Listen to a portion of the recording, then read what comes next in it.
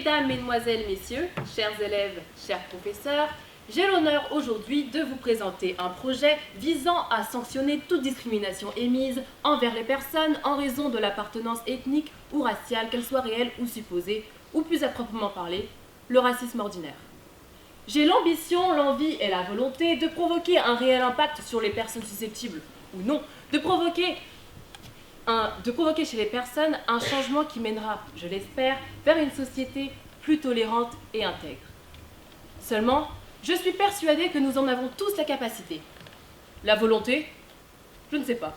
La capacité, j'en suis convaincue.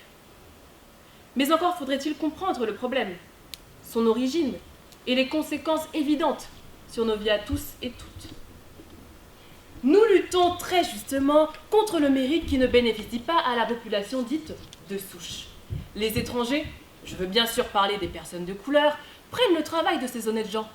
Je pense alors aux métiers ouverts par des concours totalement absurdes, car ils bénéficient le mérite au détriment des forces vives dites nationales.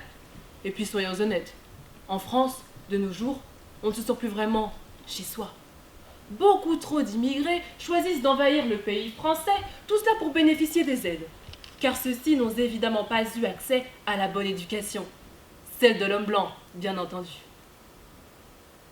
Basé sur des stéréotypes, le racisme est une forme de discrimination qui touche les victimes sur l'appartenance ethnique ou raciale, qu'elle soit réelle ou supposée.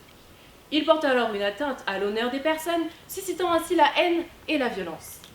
Chaque jour, chacun et chacune d'entre nous peut être victime de ce genre de discrimination et préjugés raciaux et attitudes intolérables. Le rejet, la haine de l'autre, se camoufle derrière quelques subtilités. Il s'agirait alors d'exclure lorsque l'on est trop différent, culturellement inintégrable. Ces croyances s'exposent aujourd'hui sans complexe ni retenue.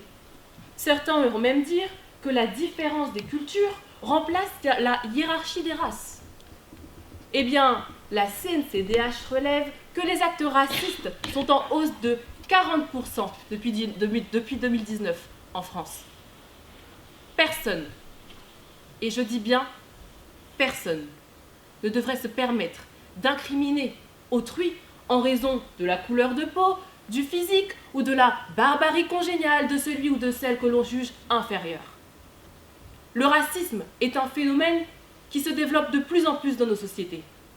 À croire que l'homme ne retient en rien de ses erreurs du passé. Il faut le dire, le racisme fut, à des moments clés de l'histoire, un élément crucial. Mais l'homme continue à se borner sur cette idéologie dite juste, sans savoir que cela mènera qu'à l'injustice mortelle pour l'homme lui-même. Et en tant que futurs acteurs du monde de demain, il est de notre devoir de faire en sorte que chacun et chacune se sentent respectés et jugés à sa juste valeur. Nous ne pouvons passer outre ce genre de problème. Je vais maintenant vous faire part de témoignages de gens en France ayant été victimes d'actes racistes. J'ai pas le droit de jouer avec toi. Mon père veut pas parce que t'es noir. Cette phrase, Stéphane s'en souviendra toute sa vie.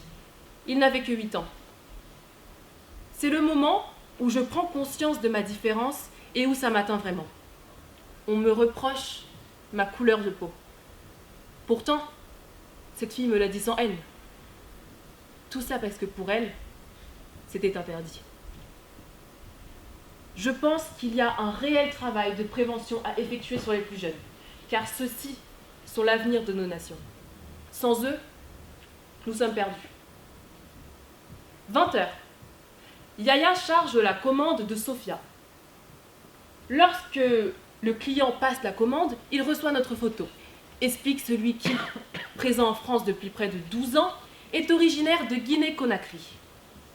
Le repas dans la besace, le livreur se dirige vers le lieu de livraison quand il reçoit 2 messages sur son téléphone. « Dépêche-toi, esclave !» Suivi d'un autre message quelques minutes plus tard. « Je vais te donner 1 centime. De toute manière, tu ne mérites que ça. » Croyez-vous que ce genre de comportement est tolérable? Croyez-vous que ce genre de comportement est justifié? Croyez-vous que ce genre de comportement est juste? Ces personnes-là, qui rabaissent, discriminent, insultent, n'ont aucune réelle estime pour l'avenir des sociétés de ce monde. Aucune. Le racisme est un fait qui concerne de plus en plus de personnes tout en se caractérisant par des actes chaque fois plus violents. Le racisme d'aujourd'hui devient peu à peu à ce qu'il était avant.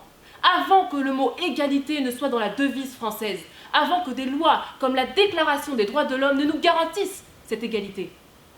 Bien que chacun et chacune puisse être victime de ce genre de discrimination, les exemples les plus fréquents ne se retrouvent non pas dans la nationalité, mais bel et bien dans la couleur de peau en général. Il s'agirait alors de monter les êtres humains les uns contre les autres en répandant des idées totalement fausses. Parfois, il se présente même comme une idéologie, permettant ainsi de justifier les inégalités entre les hommes et permettant une hiérarchisation des humains. Il n'y a plus aucune confiance ni cohésion dans nos sociétés. Comment garantir qu'au sein des renseignements généraux, il n'y a pas d'agents endoctrinés dans la propagande islamophobe française? Les personnes qui travaillent au sein des services de sécurité sont le reflet de nos sociétés. Cela veut dire que, pour notre plus grand plaisir, on pourrait y retrouver des racistes, des antisémites, des islamophobes, voire même des suprémacistes. L'homme naît dans un pays, une famille, seulement grâce au hasard, et ne devrait jamais en être jugé pour ça. Notre société et la mentalité qu'elle porte serait-elle devenue matérialiste à un point qu'elle en doive juger un homme sur son physique ou sa couleur de peau, sans même lui laisser le temps de nous en faire changer d'avis? À méditer, ou pas. Pensez-vous qu'il est sincèrement juste que des personnes soient triées avec pour seul argument une couleur? Je pense que vous avez la réponse. Alors je vous repose la question. Comment pouvons-nous cautionner ce genre de comportements qui n'ont que pour but d'heurter la morale universelle? Comment? Comme le dirait Victor Hugo, je ne suis pas, messieurs, de ceux qui pensent que l'on peut supprimer toute la misère de ce monde. Mais je pense que notre rôle à chacun est de faire en sorte que chaque individu qui peuple cette terre soit respecté, entièrement respecté. Merci.